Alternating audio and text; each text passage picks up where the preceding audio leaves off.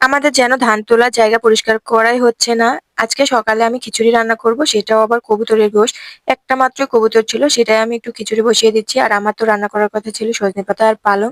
আর এর মধ্যে এই তো প্রায় খিচুড়িটা হয়ে গিয়েছে আর আমি গোশতটাও তুলে দিয়েছি। হুজুর চলে আসছে, ওকে খেতেও দিয়ে দিয়েছি। আজকের গোবরগুলো শ্বশুর-আব্বুই বের করে ফেলেছে আর ছাগলটাও শাশুড়ি মা বের করেছে।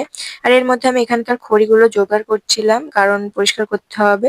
এরপর শাশুড়ি মা বলল যেখানে ধান রাখবে সেখানে ইট পেরে দিবে, তার জন্য পরিষ্কার করে দিয়ে এসে আবার দেখো উঠান পরিষ্কার করতে লেগে পড়েছি। আর এখানে খড়ি কাটার জন্য যাতে দেখো ছাতিও বসিয়ে রেখেছে। উঠান পরিষ্কার করা শেষ আর এর মধ্যে দেখো খড়ি কাটাও শেষ হয়ে গিয়েছে।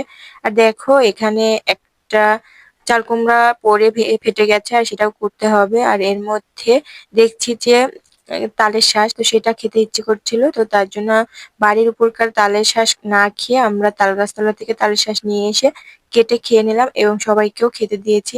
আর আমি নিজে হাতেই কেটে দিয়েছি।